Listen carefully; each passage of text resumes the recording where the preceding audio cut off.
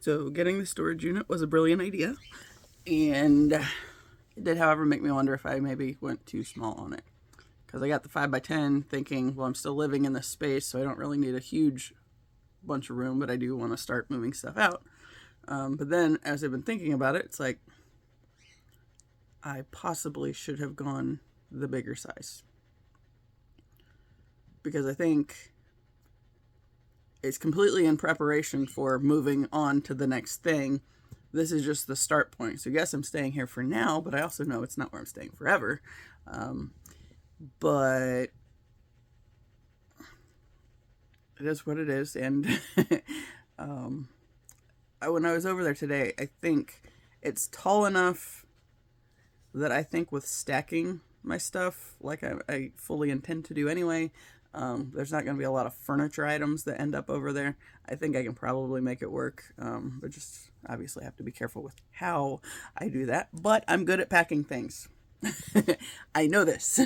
That is one thing. That is one of the good things that I got from my grandfather.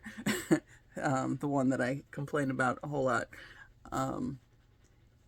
He was really good at packing things, and I am able to do that. So, you know, I even had a job, the factory job, I had loading trucks, putting boxes.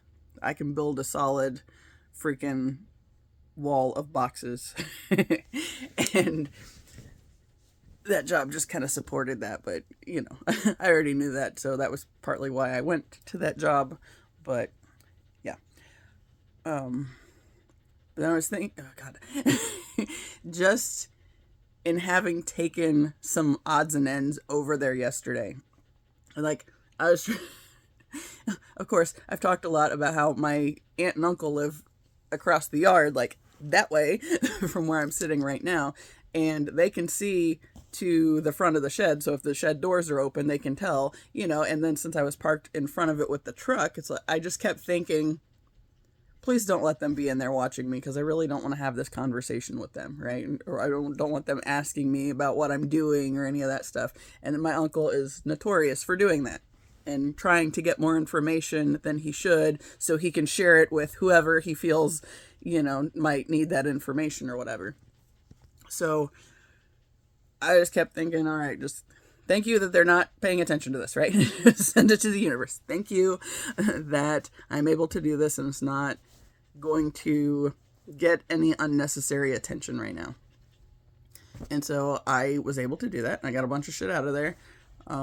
My dad's truck is a kind of a pain in the ass because, well, I've shown you my space before with how it is right now, and I'm having to declutter, and sometimes that goes faster than other times.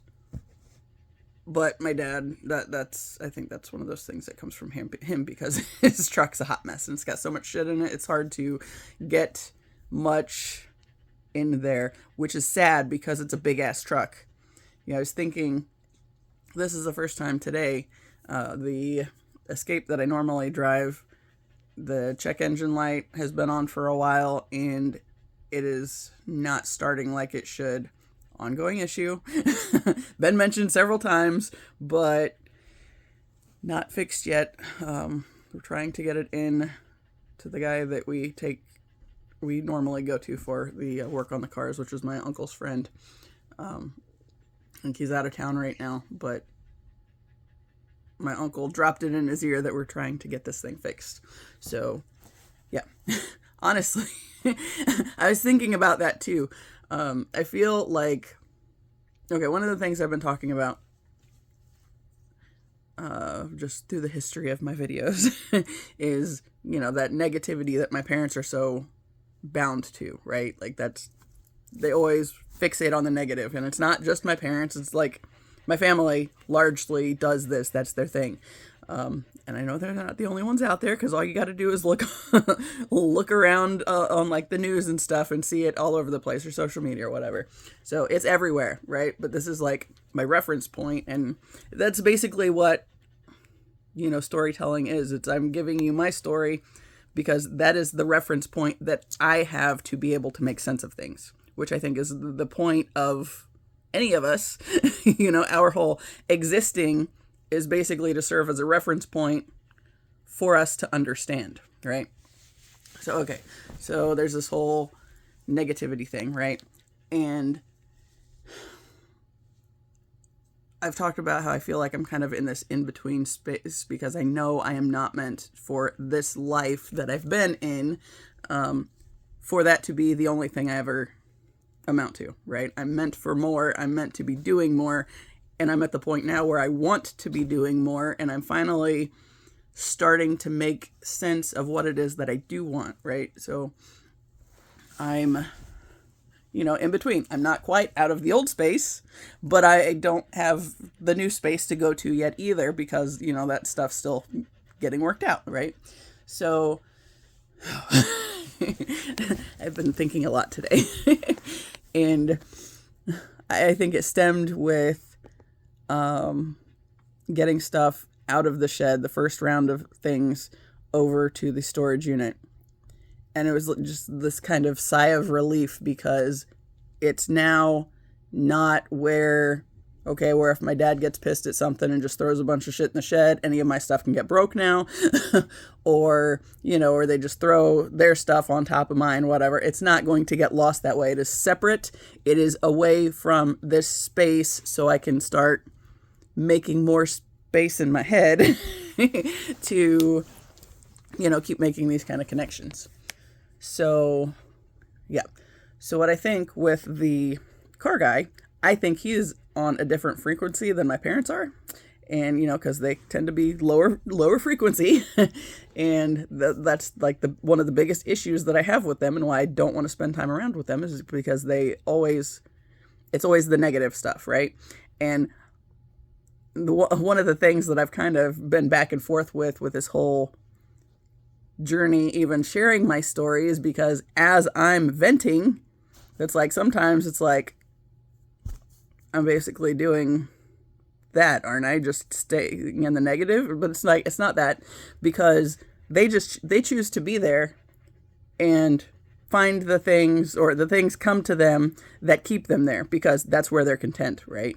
But I'm not content there, so I have to vent it to get it out of my system, which makes space so I can get to the next level of things that I can enjoy.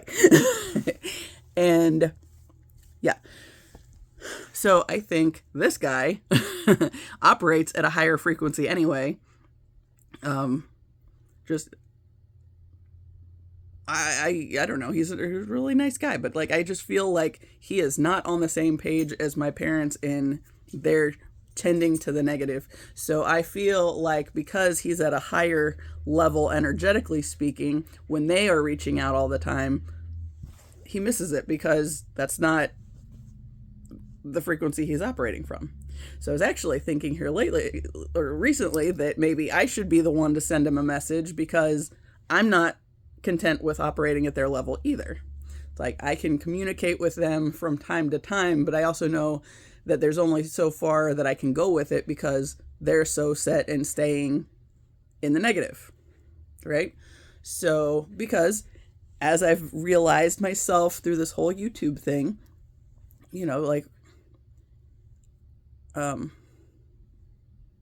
derailed. I hate it when that happens. But I know that serves purpose too. I think the biggest thing with the YouTube thing was when I started, I was at that very low state too. I didn't, I've talked about how there's been a lot of things that have come up along this journey that have helped me to be able to dream bigger and want more for my life. And before, I was never able to, see any kind of space that I would want to be in, or what exists beyond this. I don't know what I'm capable of getting to. But then it's you have to find something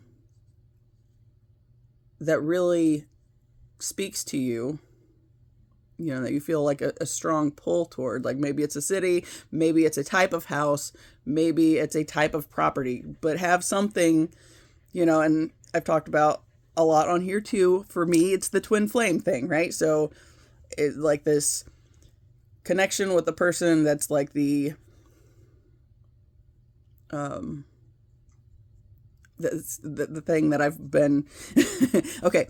Abraham Hicks says, if you know what you don't want, then you know what you do want. So, like, I'm thinking, like, on the twin flame end, when I was in high school, I would say things like, okay, I said,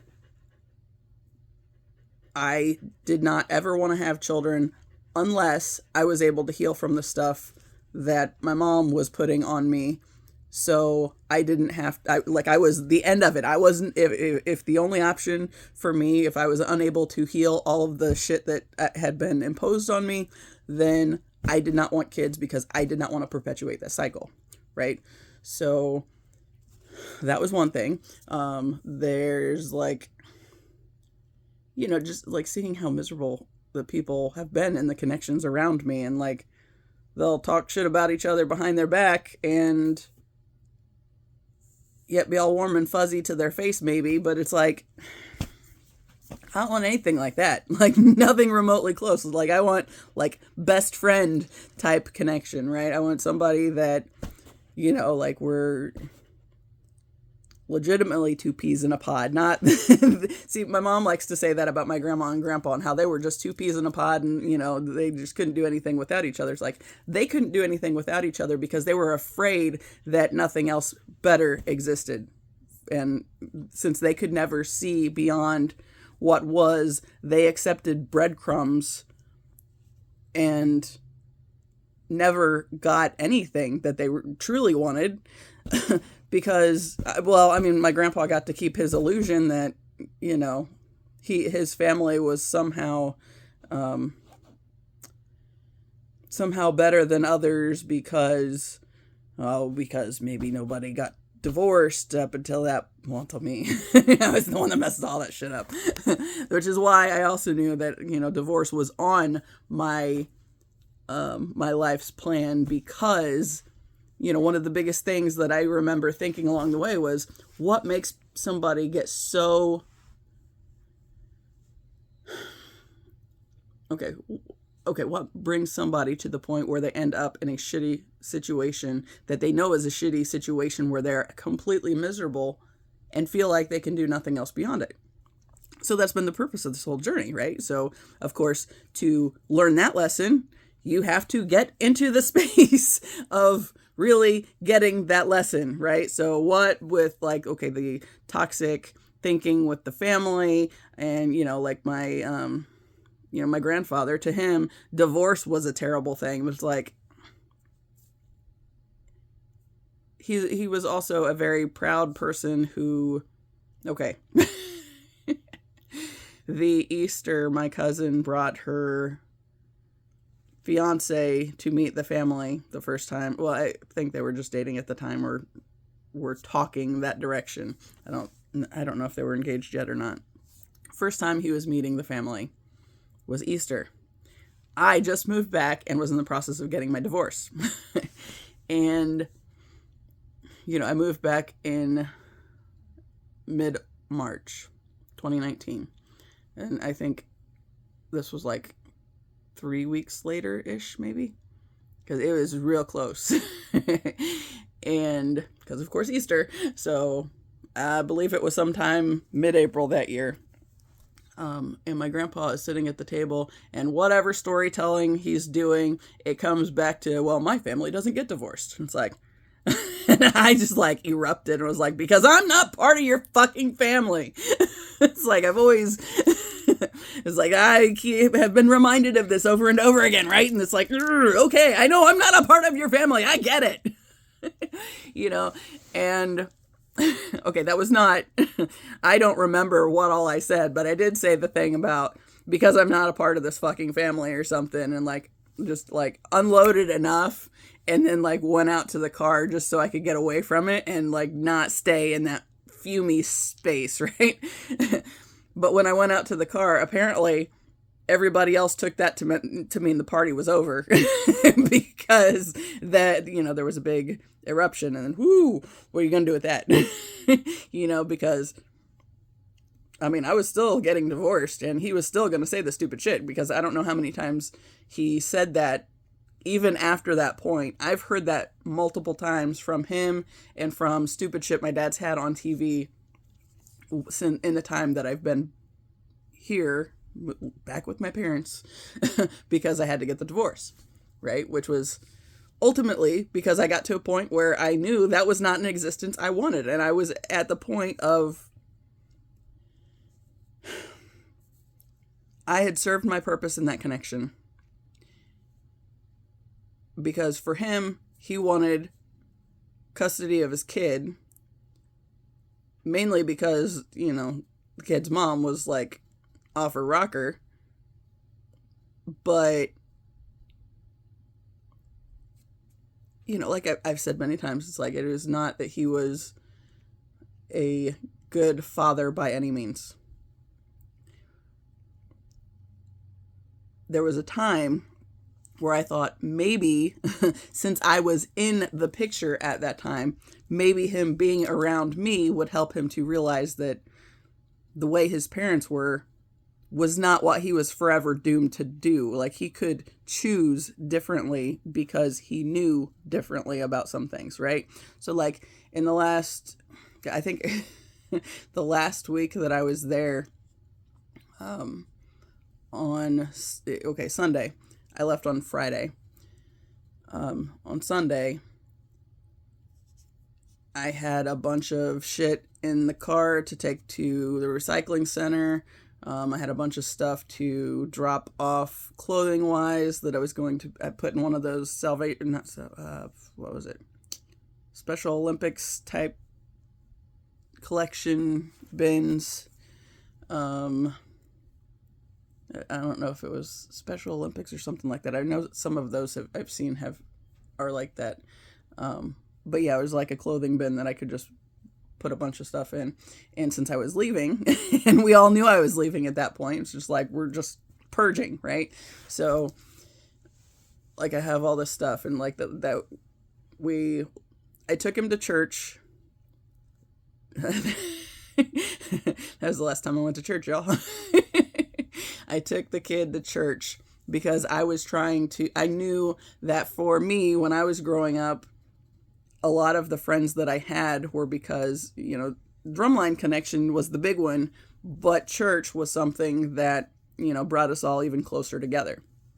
So it's like, maybe since my ex had just gotten custody of him and he was new to the area, but the church was like right down the road, it's like, maybe this would be something he would connect with people and start making some friends through, right?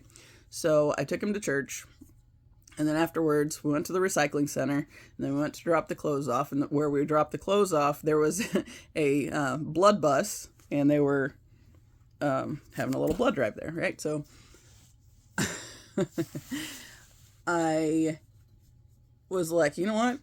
We don't have anything going on right now, so I stopped, and they said it was okay for him to come hang out on the blood bus while while I was donating, and he sat down in the seat and was just asking a whole bunch of questions and was just like really thoughtful about everything, and just like kind of taking it all in. And when we went to leave, he was like, "But why are you doing this?" It's like, if you can help somebody else, then I think it's important that you choose to. It's like, you can't, obviously we can't fix everything for everybody.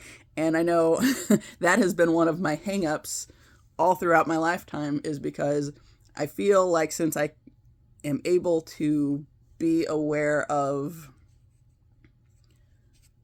a lot of the pain people are going through, and and even at times see where it's coming from in their lives and whatnot, it's like, I've always felt like it was on me somehow to fix it completely. It's like, but that's not, that is not what I am here to do, right? So you do what you can, but not to the extreme where you are,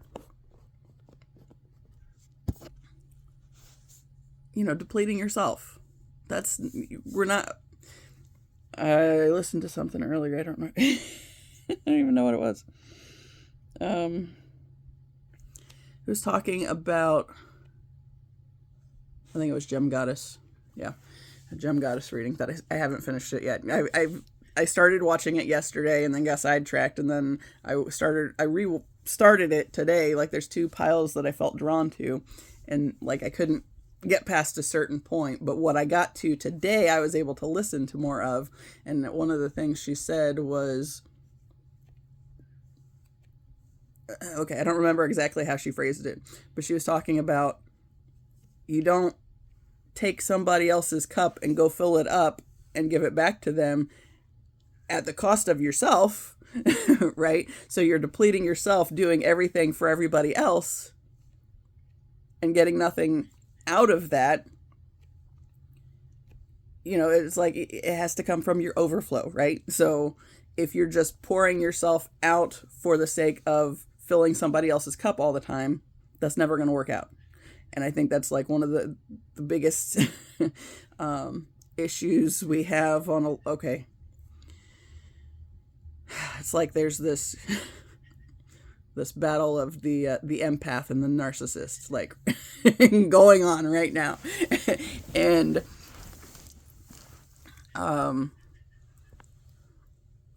okay, so like, let me try to make sense of it so I can explain it clearly what I'm even thinking.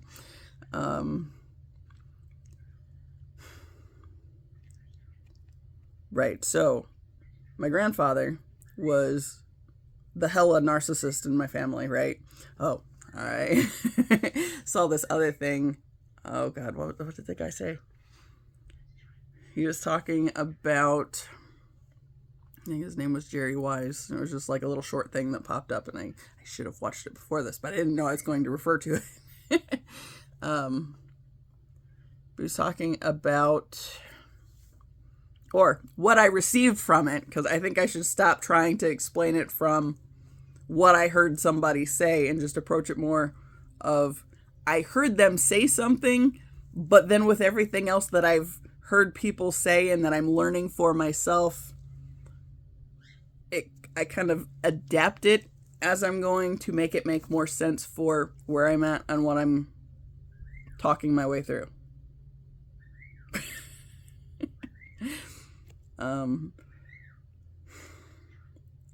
Yeah. And Buddha's, what you doing it? Back there. He's like, what you doing? What you doing? When I go to watch this video later, he'll be doing that again because he hears himself in the background. Okay, so, you know, one of the things that guy, the thing I got from the video was there was something said about the family system. And it was like, of course, the narcissistic element. And my grandfather, like in my family, my grandfather was the main element. So it was like the main thing he was trying to do was keep his illusion alive. And basically, which is why I had to come along and like be as I am. And, you know, like, he never complained about the hair, but it never sat right with him. And I think, honestly, that's part of, okay, like, sorry, there's a hair or something at the top of my thing, or the top of my phone. You know, I've seen, like, those pictures where it has, like, a bunch of women in the 60s or whatever, and they have their shorts and their outfits, and they're all cute, and they all have, like, brown or blonde hair and, like, are very normal looking otherwise. And it's like, you know, I'm thinking now to the comment, okay, when I was on the dating app back a couple years ago, or 2020-ish, where I came across the guy who had on his profile, if you have or ever have had green hair, don't even bother talking to me because I'm looking for somebody I can take to church. It's like, I think that is a big part of why the feminine has been stifled as much, because like the louder we are in the expression of who we are, you know, that I think like that's one of the things that was like bothering my grandfather, was because I was not somebody he could control. And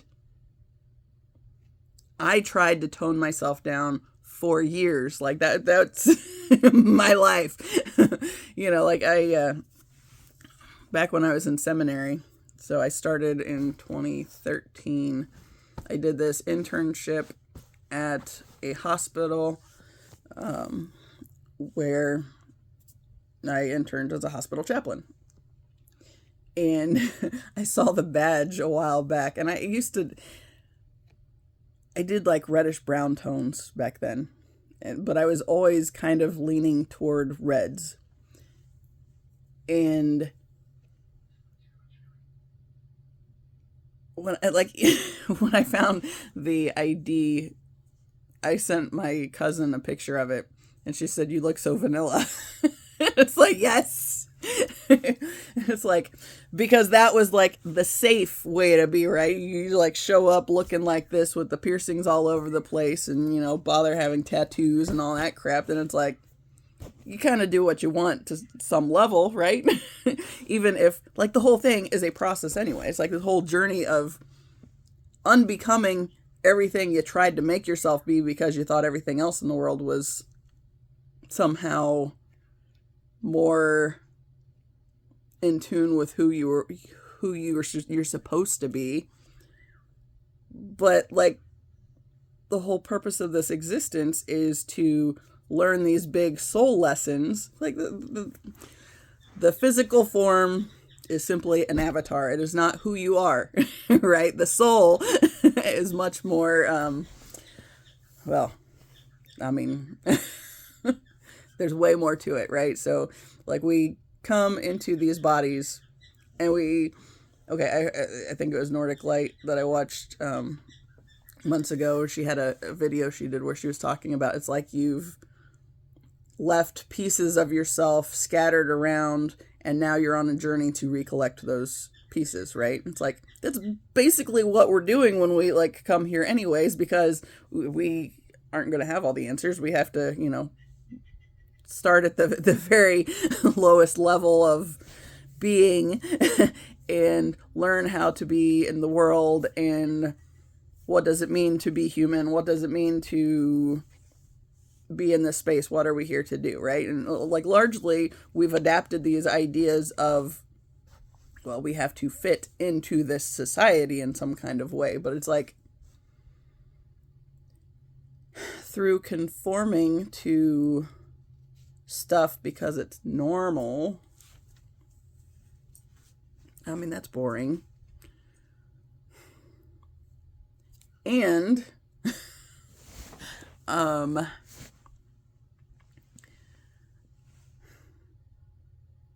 conforming to other people's ideas, it's like ultimately it's like we're conforming to their illusion, right? So all the ways that I went along with the bullshit for my family was to keep my grandfather's illusion alive.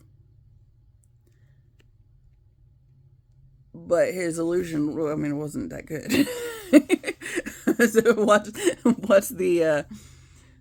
what's the point of having this family system that appears like it's a certain way when at the deepest level everybody's miserable because nobody's truly who they are, because they had to be a certain way to fit his mold, his standard, his ideal, so there again, why like the whole patriarchal structure is not a good one is because it's trying to choke out the feminine, right? And there again, we all are a mix of both the masculine and feminine. It's like no one person is only one part of that. It's like our qualities, we go back and forth trying to bring them into unity within us, because only then are we whole. But, like the world that we're in tries to separate it out. So it's only male and female and only these certain combinations of things, like, oh, okay, like the whole idea that only men and women are supposed to get married. But the whole system this patriarchal led, because, they want, okay, the point of how a lot of boys and younger men are made fun of for having emotions. So they try to choke that out and stop having those because they're getting made fun of, because that somehow makes them less than. But what all that does is choke out their ability to empathize with others.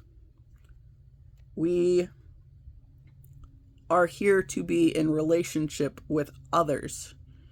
Like this whole thing, we are all part of the divine whole. But we have to be whole within ourselves. That is the marriage that we are actually supposed to find in order to have happiness. It's because we have to be whole in ourselves. We have to be able to empathize with others and, be able to help and want to help where we can, but not at the expense of ourselves. Because if we're always pouring ourselves out to try to keep somebody else's illusion alive or to make somebody else happier, then we just get depleted, and then we're no good to anybody. Because if we enable like the bad behaviors, like with my grandfather, if we enable them and don't have our own boundaries, then it just makes the monster worse, which is why we have the government that we do currently. And I think that is worldwide. Just look at anything, because we are all in this together. We are all working to bring about the change. We are all connected. So, so the systems that keep us locked in either or, that's the big thing, is they want us to be either or. I've talked about my military experience and how one of the requirements to go into the military was, you had to go through this, military entrance processing, MEPS. And part of the process was you have to have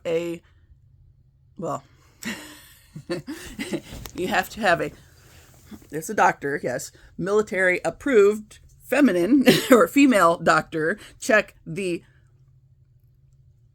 claiming to be females coming into the military, and they're going in and checking to make sure your parts are what was on your birth certificate, right? So like you're getting fully checked out, outside, inside, all of that. They want to make sure you line up with what's on that stupid birth certificate. But the dudes are checked too, however that goes. Obviously, I'm not a dude. That wasn't part of mine. But yes.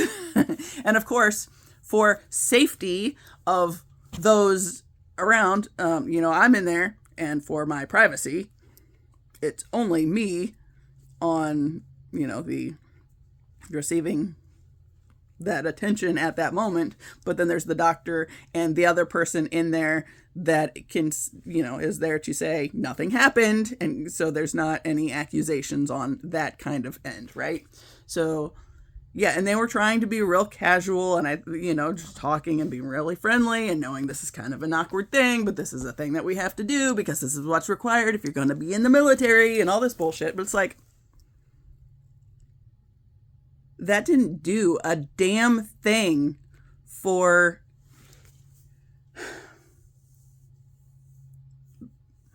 what I think it did was it reinforced the idea of, like men are supposed to be in the military, women are not, those kind of ideas. So then you get, yes, because things in the government were changed so women could be in the military, she is one of those. But then everybody still has that idea of supposed to be here versus not supposed to be here, which is a whole lot of bullshit.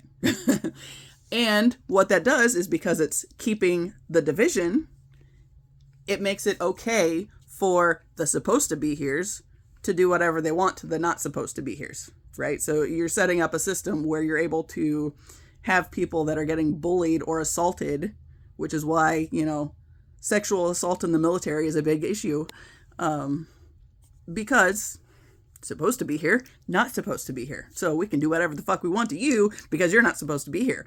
But that is not just exclusive to the military. That is just my reference point. Because, look at the world stage. So you have governments that want to deny people, like trans people, any kind of rights, because then we're going back to that system. Supposed to exist, not supposed to exist. But who the fuck are you to say somebody else is not to exist? And all it does is reinforce the system that keeps people divided so we cannot rise together to make the better things happen, right? So staying locked in the duality, which is very much, that's all, that's a big thing the church is all about doing, and patriarchal structures, that's part of that too. The patriarchal religions are the ones kind of causing a lot of the issues. Because that's where a lot of these toxic thinkings come in at. Because there again, if you are choking off the feminine aspect of yourself, which is the ability to empathize with other people, that's not setting up a good system.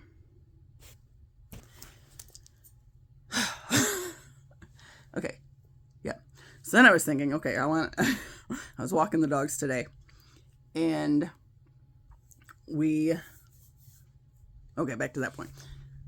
I think I started in mentioning that this is the first time my dogs went in the truck today because the escape wasn't working right, and then I wandered off like I do.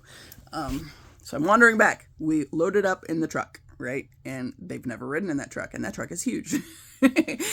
And so it's partly okay, what I was realizing when I loaded the dogs up was how happy they looked in this space, and ooh, this is new, and what are we doing here? Like, this is completely different. It's like a whole special field trip because we're doing the things we normally do, but now we got a sweet ride, right? So I got a picture of Ziva. She just looked so happy in the front seat, like, yeah, okay, much better, But then it wasn't much better completely, because there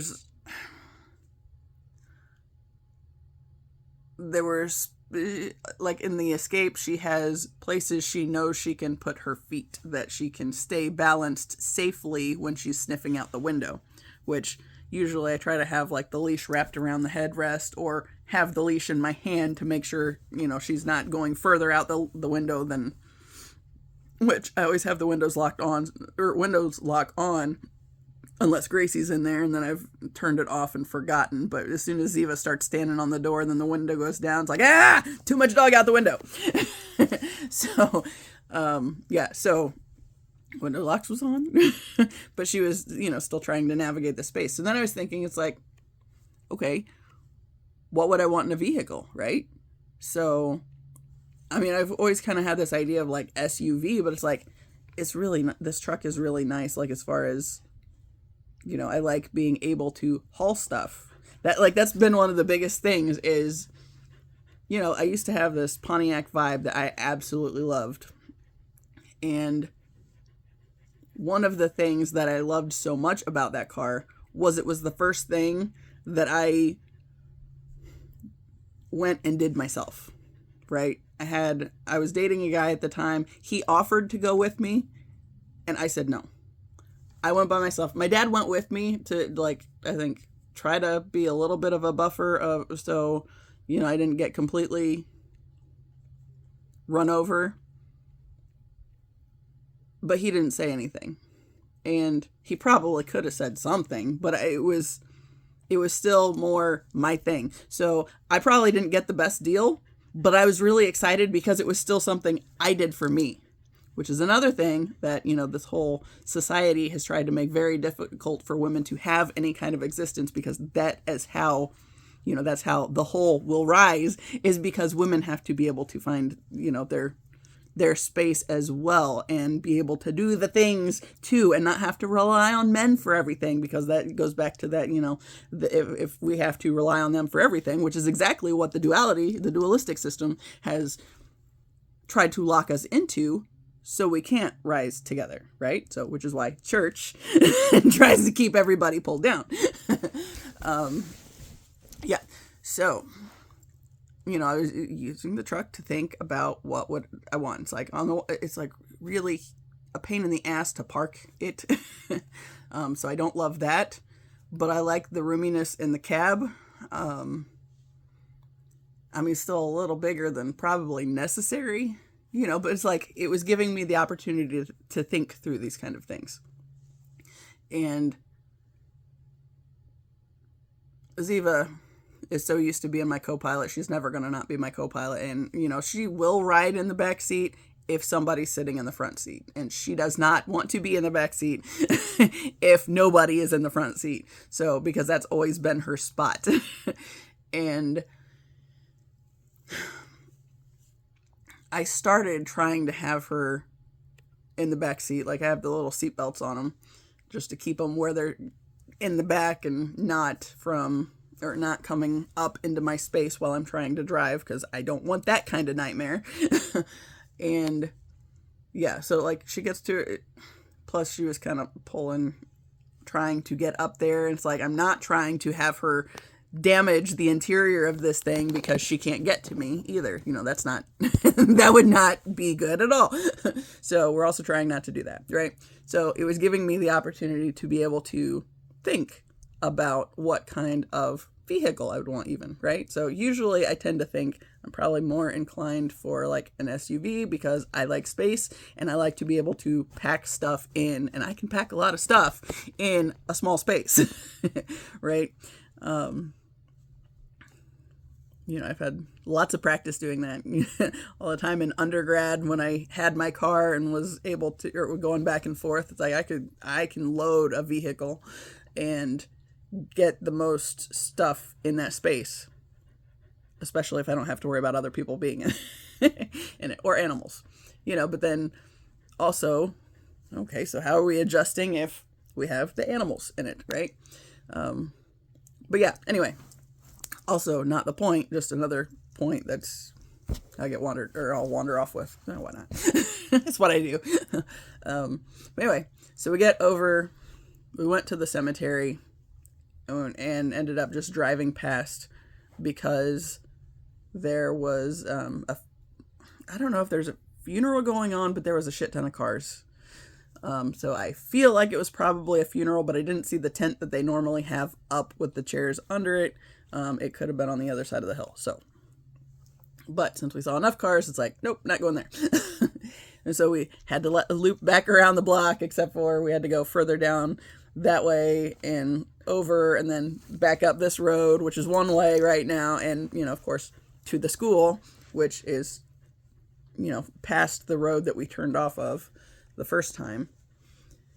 But anyway, we get to this school, and of course there's a ton of people there, but not over at the elementary school. So I decide, we drive back to where I can see that there's nobody around the practice field, the middle school practice field.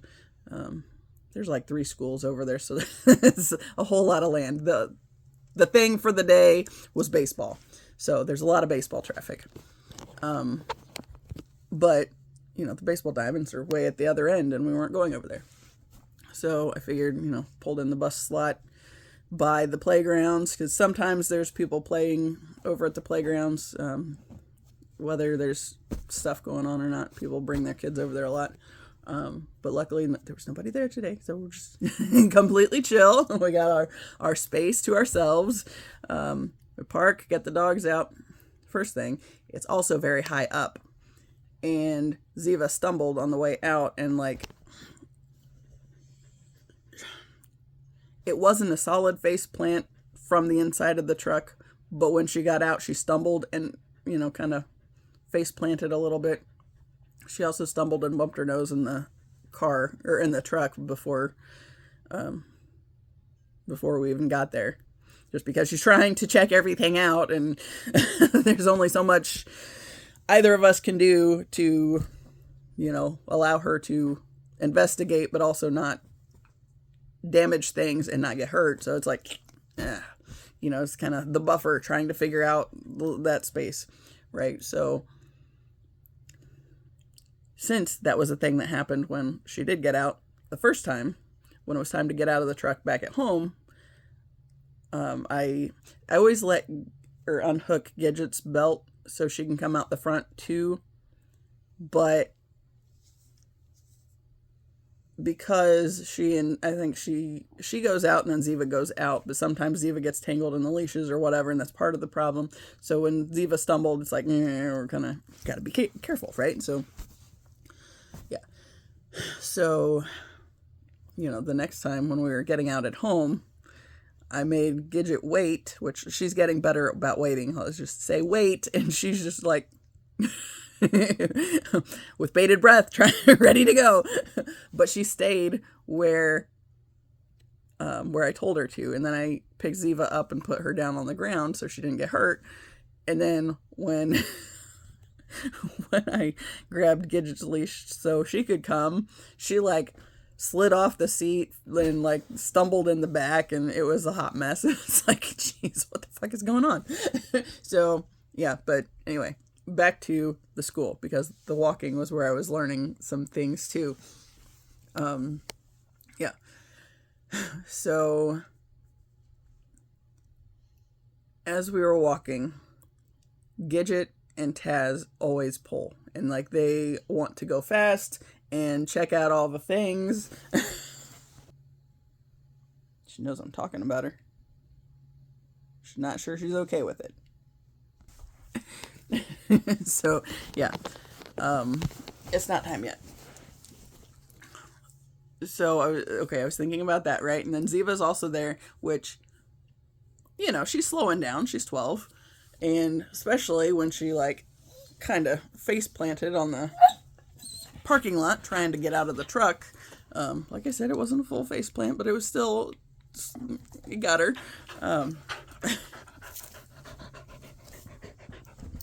She's come over to breathe by my phone. Oh, there we go. Just put her butt on my leg. Right. So Ziva's not as interested as they are in going fast anymore. She's like, we're stopping to smell all the roses and all the weeds and where everybody peed before us, and, finding the perfect spot to poop and all this stuff. Those are her concerns. No. Take a break. And then there's Peppy. Peppy is 13 and really doesn't want to go, but she doesn't want to be left behind. She's still part of the group. No. She still wants to be part of the group. And since nobody else was home, she goes with us, right? So even though she doesn't want to go walk, she still went and walked, but it still was not high on her priority list. She just didn't want to be alone, which makes sense, especially since she's a rescue that came from a Sheltie hoarder.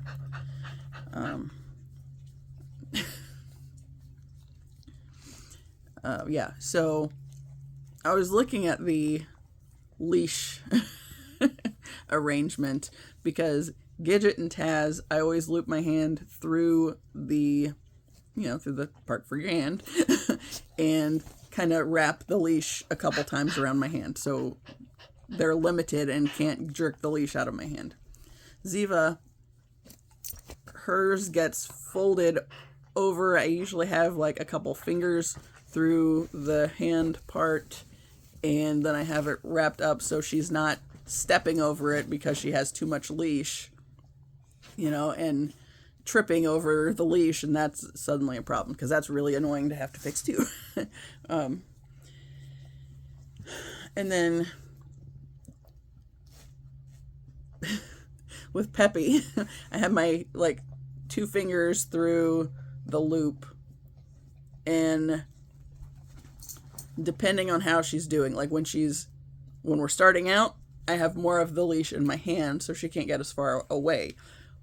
as we are wrapping up, she's usually got all the leash because she's moving so slow and she doesn't want to go any faster. And it's kind of like, why are we still doing this? So,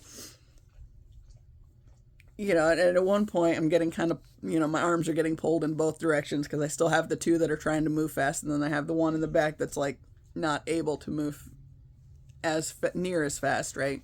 And then I was thinking about, I read something, it was like a little Facebook thing, but it was talking about pack dynamics with wolves and how wolves move.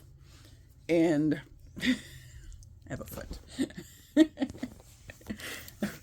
He looks so happy. He's scratching his back on the bed, or rubbing his back. But yeah, so like the thing with the wolves, and I'm not going to get it exactly right. I know that because that's not the purpose of how I remember. It's like I'm learning and taking things, I'm collecting data, right? I'm collecting the information to make it make sense as I collect more parts of the information. What I started thinking about was how this thing was talking about, in the way the pack moves, right? So it's talking about, you don't put your fastest in the front because they'll get carried away with let's go faster and we can do this, right? They got the motivation to go faster because they can, they're capable of it. So you do not put the fastest up front, but you do put some of the strongest up front because that's your first line of defense, right? So, and then it talks about there's the first line of defense, and then you're going to have like the oldest and weakest up toward the front, because that's a big part of keeping the pack together, because you keep, the slower ones that aren't able to do as much, where everybody else is surrounding them and protecting them. And they kind of, if you can't move fast, you can't move fast, right? Which takes me back to the military, because I've told this story several times. In basic training, we had this day where, the drill sergeant gave us an order. We were supposed to go run a lap around this great big field and then come back and get in formation. And the fastest, they were there first every single time. They were like, yeah, every single time. Let's go. Let's do this. And then what they started to realize was, just because they were getting there faster, or because they were driven to do that, some of us couldn't go that fast, and since the slowest kept getting left behind, which I'm okay saying that I was in that back chunk.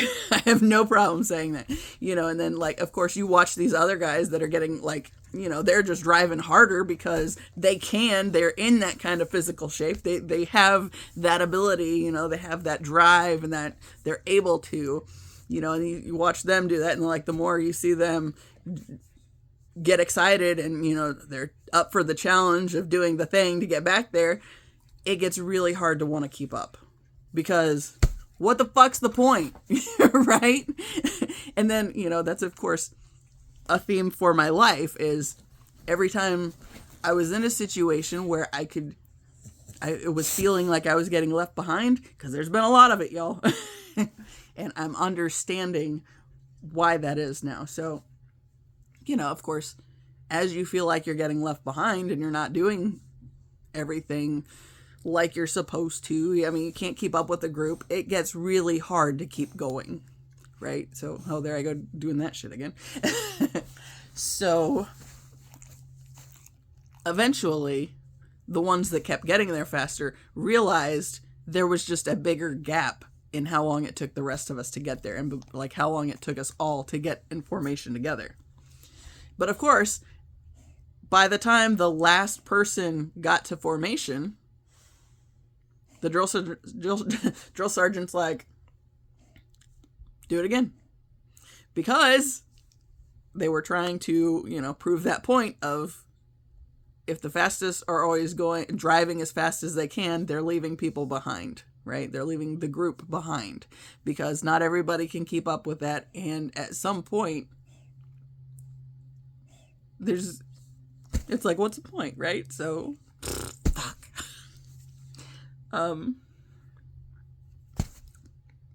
Whole lifetime going to this. I'm also thinking, as I'm doing this shit,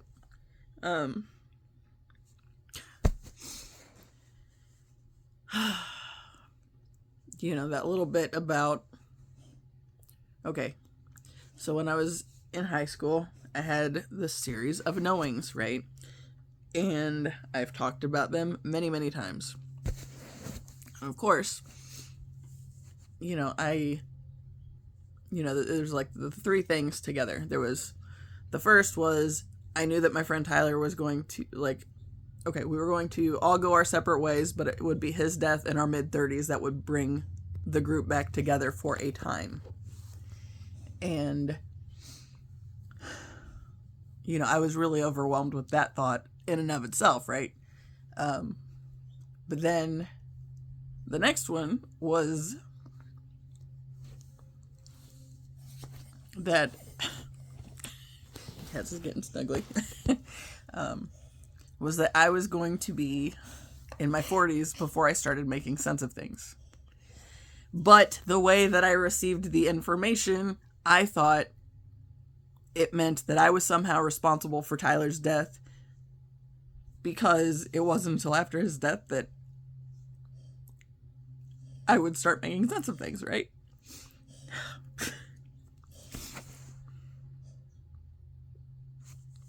This is kind of annoying. This is not one of my favorite things that I do. But it is what it is, so. Yeah. And then, of course, the last one, I've talked about it several times, too. But, you know, I've always... It's that there were 5 guys that I knew that were, like... I kept seeing, and I knew they were very important to me. And that, like, we were somehow out to change the world together, right? So, that was this knowing, right? At the time of the knowings, first, I didn't like the one with Tyler because, I mean, he was one of the most important people in my life. And I talk about him a lot on here. And the biggest part of that is... because I had him on a pedestal, you know, so problem with pedestals, people fall off. Was like, okay, my having him on a pedestal didn't do anything except for prevent me from being able to reach out to him at times that I thought I should and felt like I needed to, just to catch up, because I was afraid that if I reached out, it would somehow bring him down into my sadness, and I thought he was living his dream, and that I didn't want to do that, right? But I wonder if what it was doing was, I knew that I needed to connect with him. You know, what if I would have connected with him and maybe find out that he was struggling with something in some area of his life, and maybe I could have made something in that moment different for him, right? So yeah, if you get the feelings to check on your friends, check on your friends. And definitely don't waste the concern of not wanting to mess up their lives, because it might just be checking in on them might be the very thing that they need even, right? So, okay, there again, was not a suicide thing, but still, it was still a heavy thing, right? And decisions were made that I think that made it to where he ended up dying young. So, yeah. Anyway, the 3 knowings. So,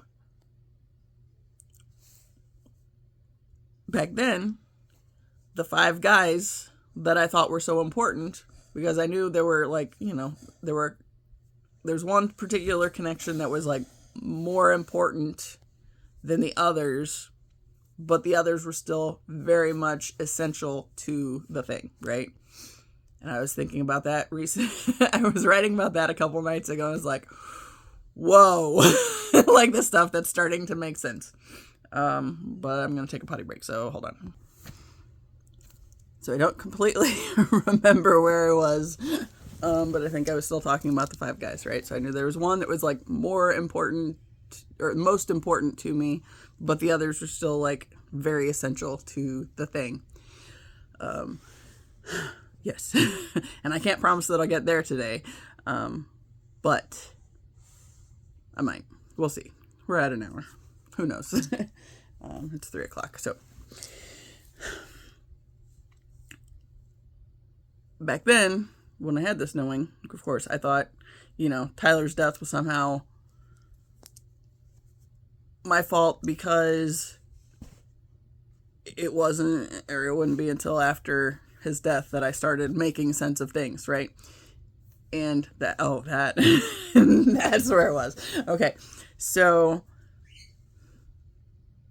that's like my life, right? So feeling like everybody else is getting their shit figured out and, having the things and all that.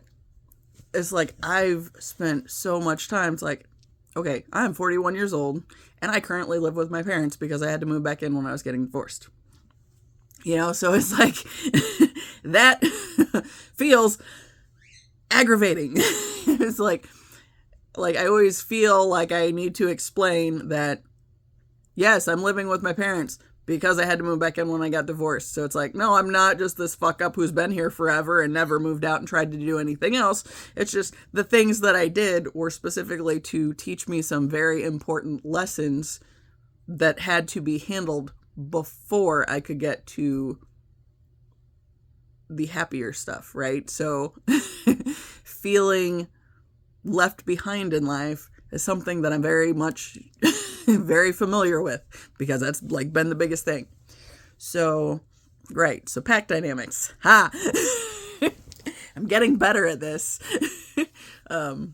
Right. So, okay, you put some of the strongest up front because that's your first line of defense, right? So then you have the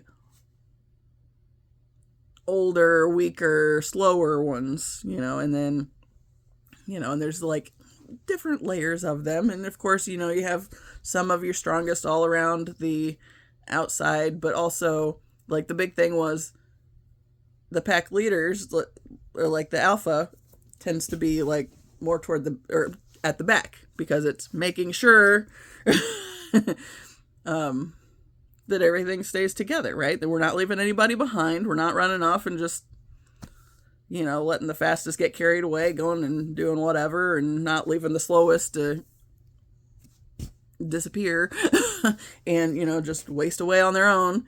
It's all part of the group. Doing the thing again. Okay. Sorry.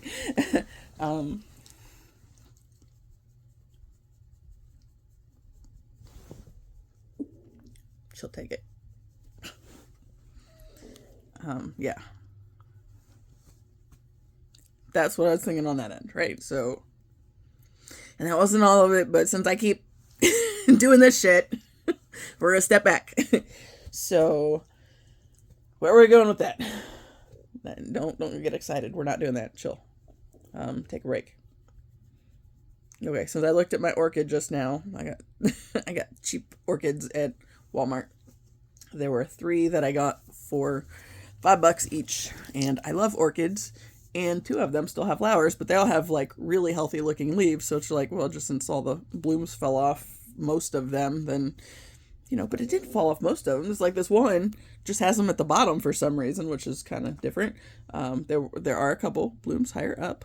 I'll just show you my orchids. Okay, and the reason that I started thinking about this was because of the storage unit.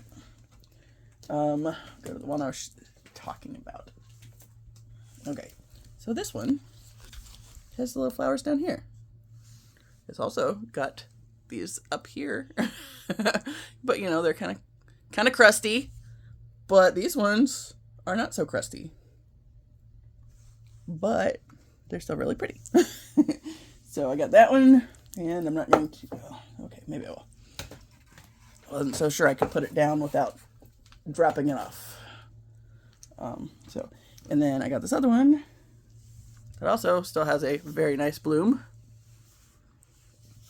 And it does not have any at the bottom. But orchids do some weird shit. Okay, so... Because I was thinking with the storage unit, it's like, I don't know. Oh, Mom sent me a message. Yes, I'm going to bring your shit. I'm just not in a hurry about it.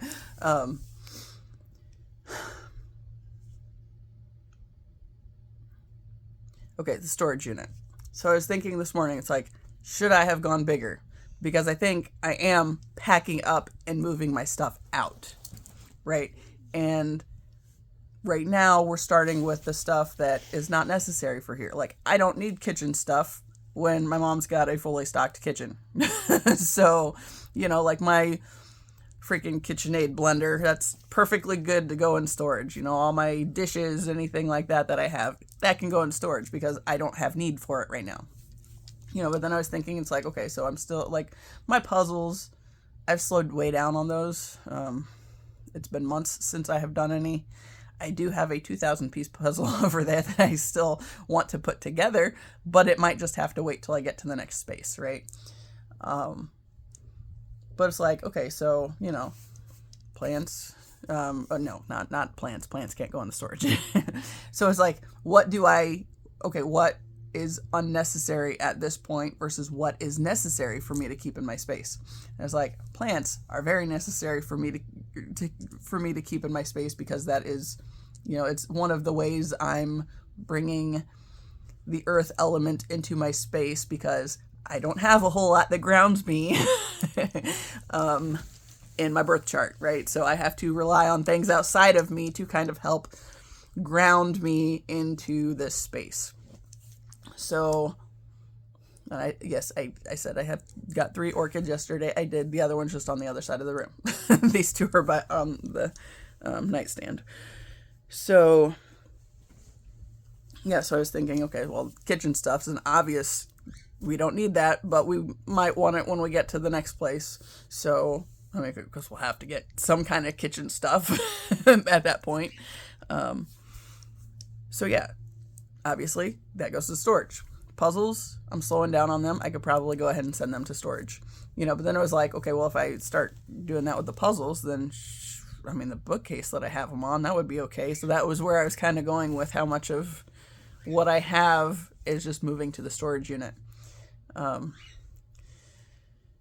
You know, obviously, my clothes, I'm going to want to keep those around. And the plants, because of the grounding stuff, it's like, but I feel like it's time to figure out what's necessary for now and move the rest of it, set it aside until it's time for it to be useful, right?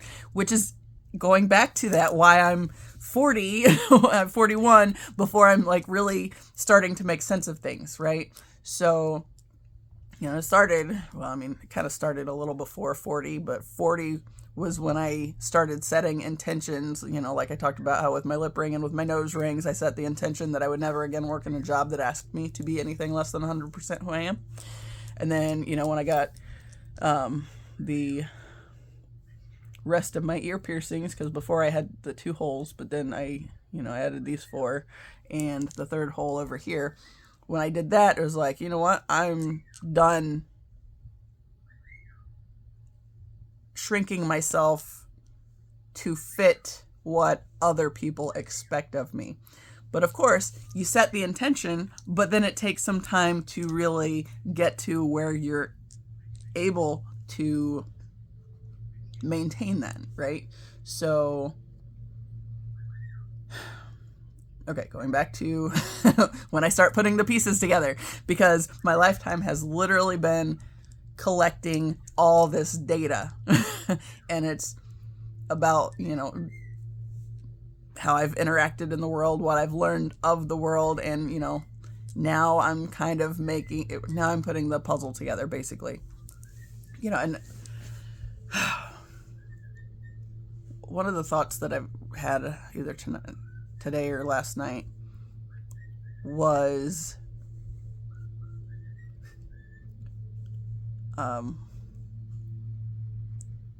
okay, I've always been into painting, right? So this is the current thing. This is actually where I'm happiest right now. Like, as far as, I've never felt at home in a space, but it's because of the color. And it's because when I first did it, it was like I could finally see the chaos that I always carried in my system, but I can see it outside of my system. So now I don't feel like I'm just burdened by everything that continues to come my way, you know, because it's partly out of my system, right? And of course, every time I interact with the world, there's more chaos, you know, particularly my family. But I was thinking, like, with my mom, like, there have been times where we've been close-ish, but really, like, the biggest thing, it's like seeing her turn on a dime when her being nice and cheerful or victim-y hasn't been working in her favor, so she shifts and, like, goes into attack mode, right? So it's like, well, I don't have any interest in being involved with somebody who only wants to be the victim or who is going to be the terrorist, right? So, you know, there again, we all have masks that, you know, the different versions of us we reveal to the world around us. And I think with my mom, like, the biggest thing is just like how quickly it goes between them when it comes to me not doing what she wants me to do or whatever. But I was thinking about that. It's like, okay, with, like, the paint. So she frequently will say that I have an eye for color, you know, and, like, the way the family room is right now and the living room, those were my ideas, but they came from, you know, from times that didn't go well, right? And so I was thinking about, like, okay, this one time we had this, it was like a light / bright, it was a bright light pink. Not a soft pink. It's still, there was a lot of oomph in that pink, but then there was, like, this muted purple. And it's like, initially it seemed like it was okay together, but the more time I spent in that space, the less I liked it. And it's like, this has to go, right? But, like, when I saw it, like, with the paint chips, it's like, I can make this work. And I think I could have made it work better, but I know what I know about the things then. And, you know, I would approach it differently was the biggest thing. But I was thinking about how, like, they were still pretty bold colors in and of their own right. And I feel like that's kind of me and my mom. And so I was thinking, it's like, okay, the twin flame stuff, Natural Mystic, I watched a video, she talked about how, like, you know, there are others that are on similar frequencies, like soulmate types that you can probably get along great with and, you know, be great friends, you know, the family, you know, it's like, okay, if you just look at, like,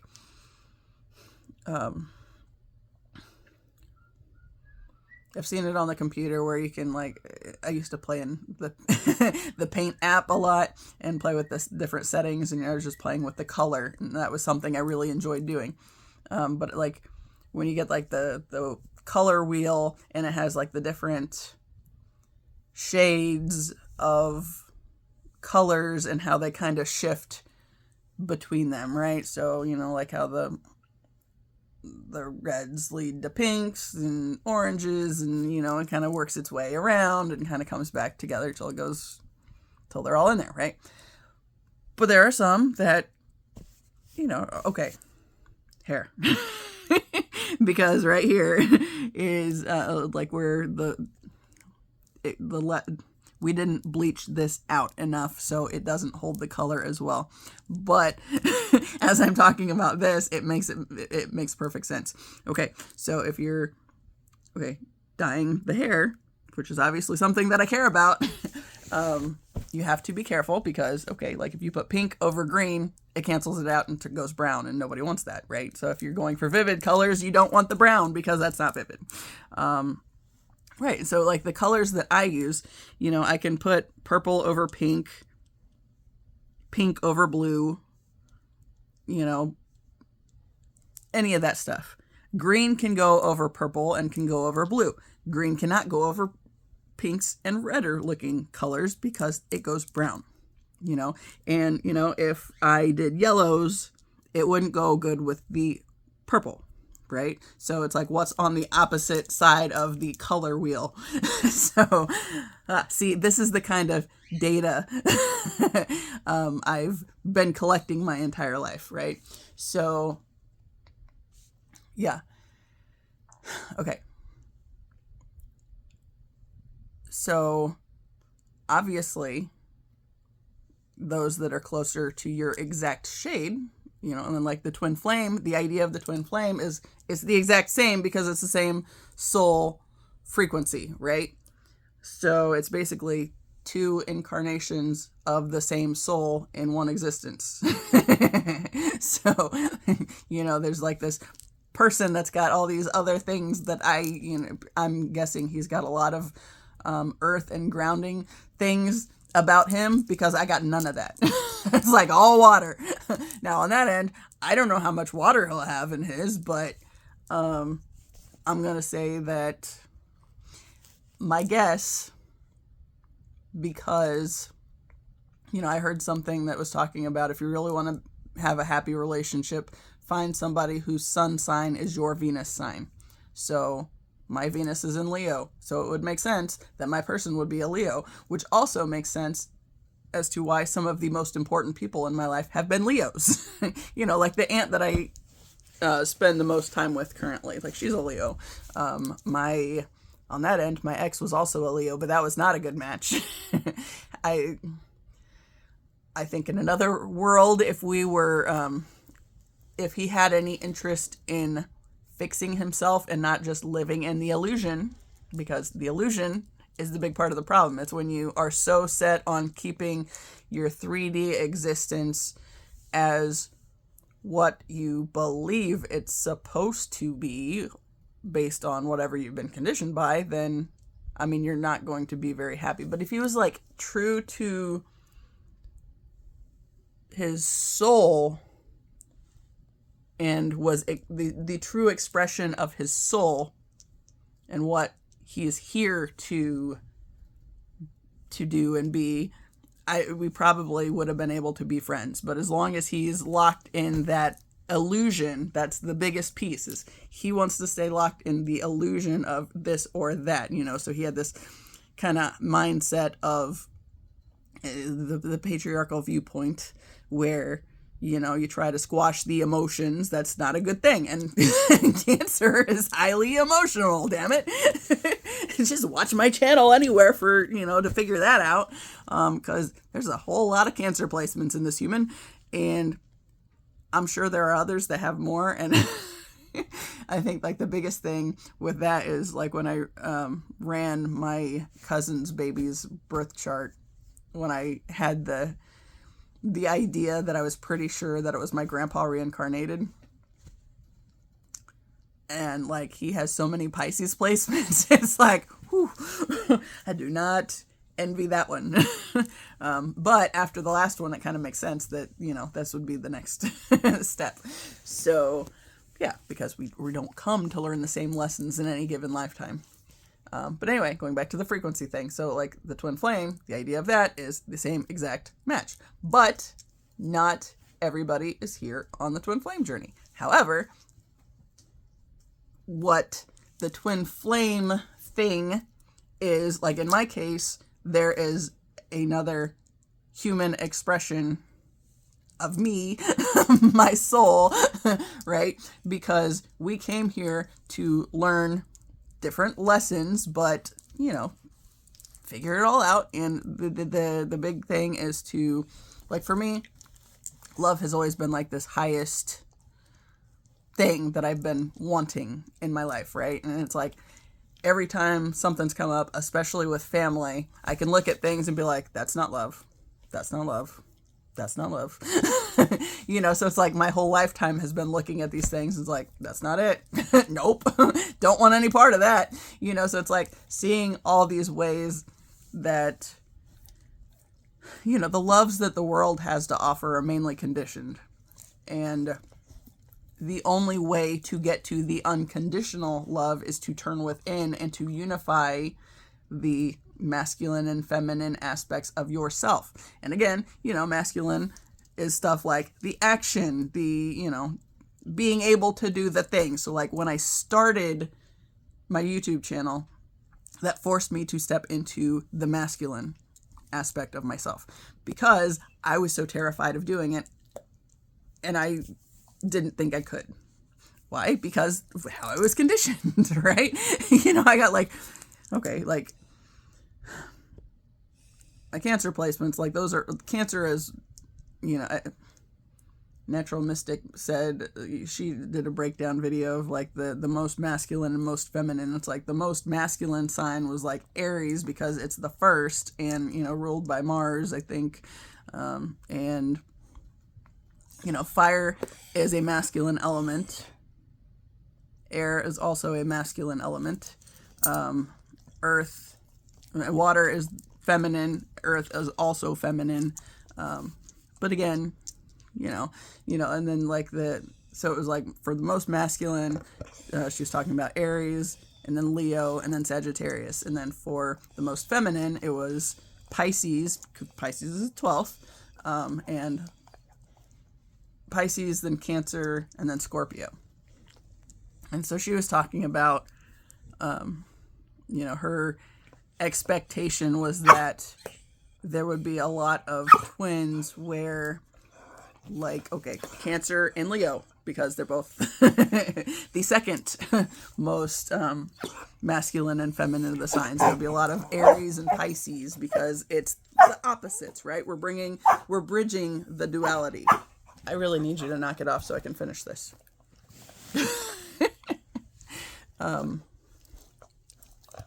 Right. So, like, that's the whole purpose of like the twin flame thing, is to build a bridge on the duality end, right? So,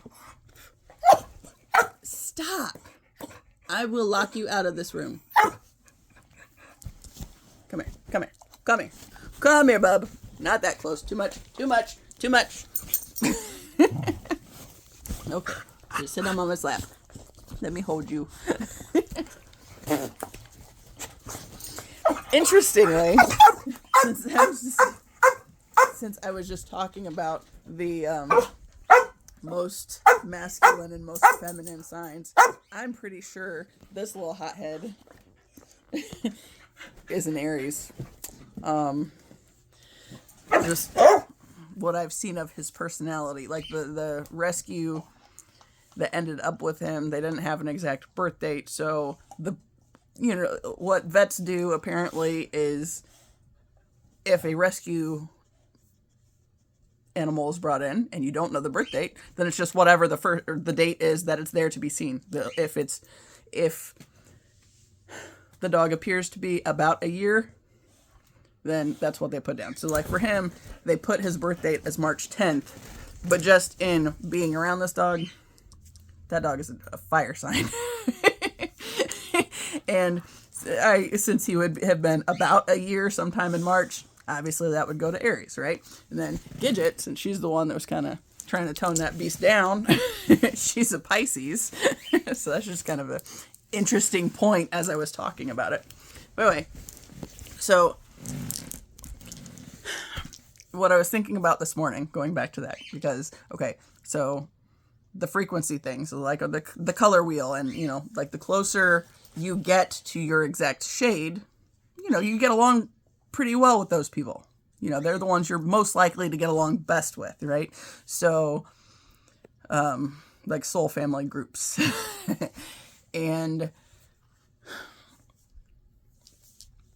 like when I was thinking of it that way, it's like my family, biological family, is not soul family.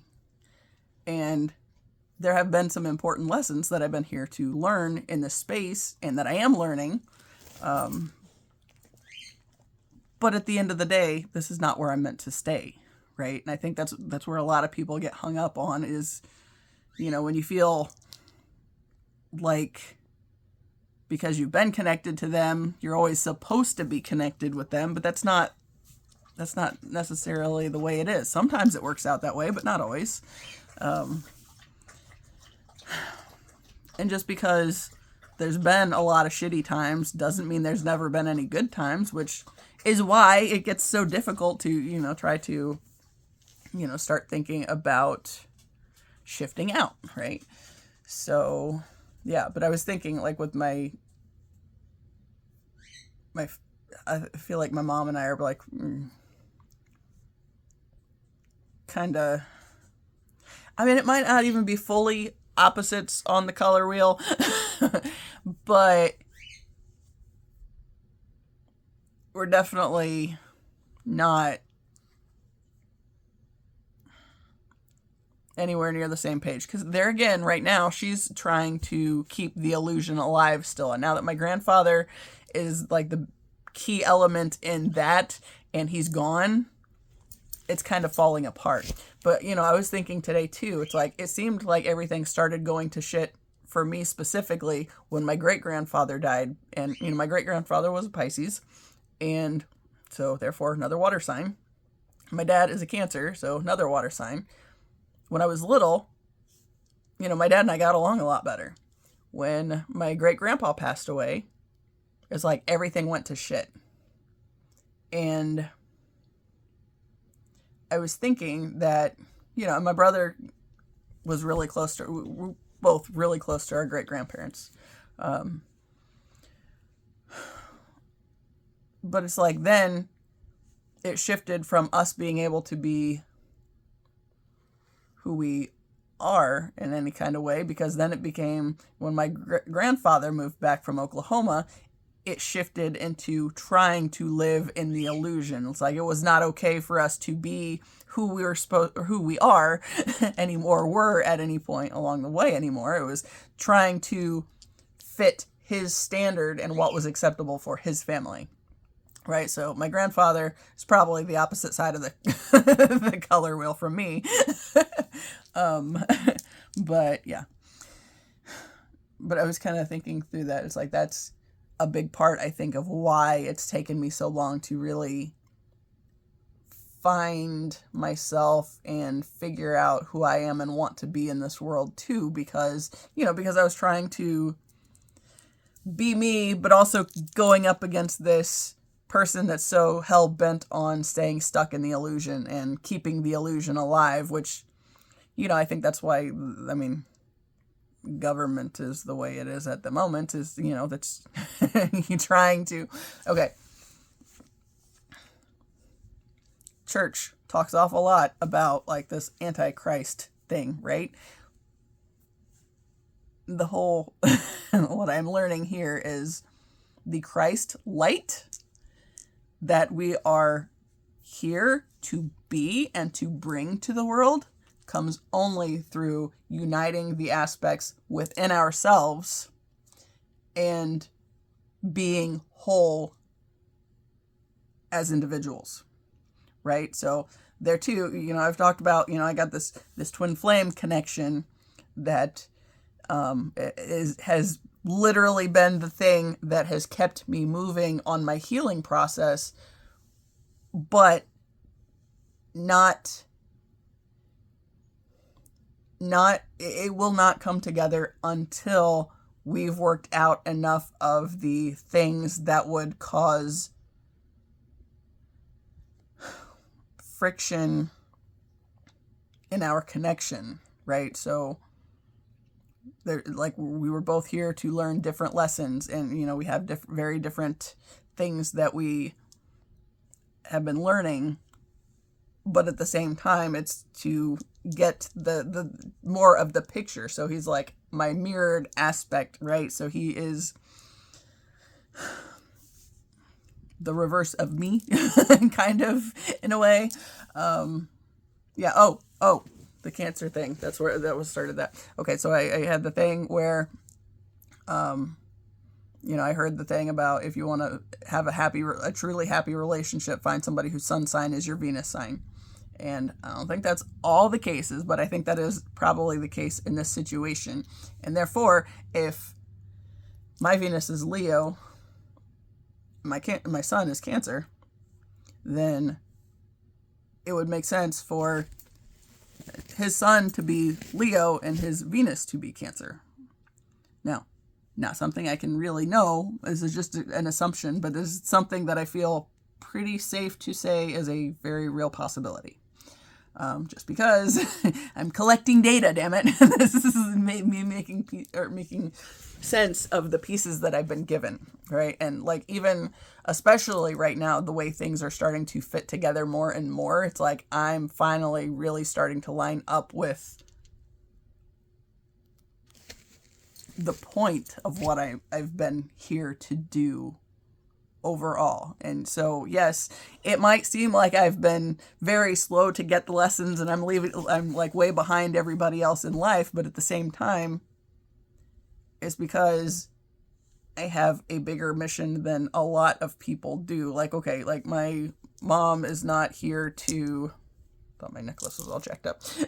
My mom is not here to make sense of these things.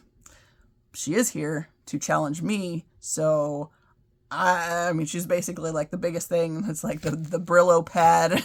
Anytime there's something comes up that I have to work out, it's like she's right there. And, on her trying to live in the illusion, forces me to have to face certain parts of myself that I might have just tolerated otherwise. But this is about,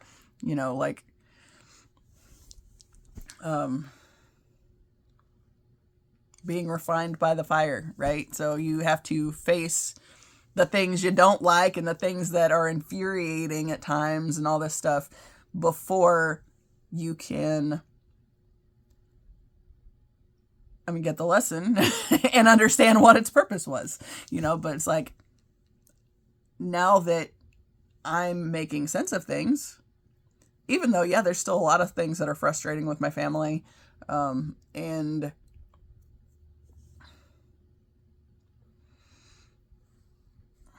I have more of an appreciation now.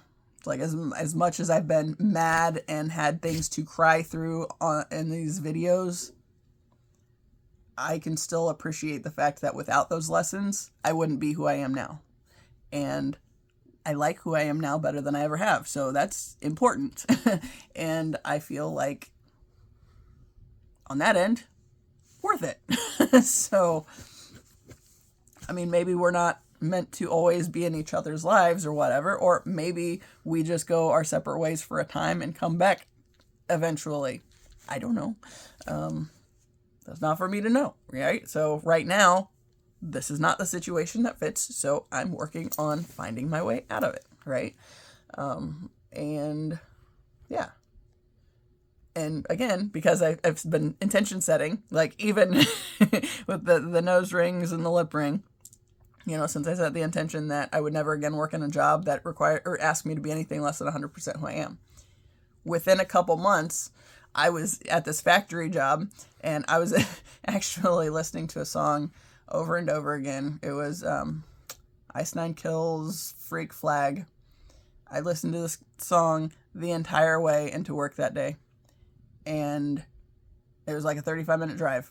When I got to the parking lot, I parked a little ways out, I decided to let it play something else. And what I went to was An American Nightmare. And as I'm walking into the building, there's like, I'm going in, and this is how I dress, y'all. Wearing bright colors where I can, but always the shorts over the leggings and the t-shirt, whatever. Bright colored stuff, usually. There's method to my madness, but is what it is, but I'm colorful, right? So I'm going into this job where everybody coming out of the building at the same time I'm going into the building is coming out in like this montage of like blue and white uniforms. And you know, it was, I think the line in the song said something about, I'm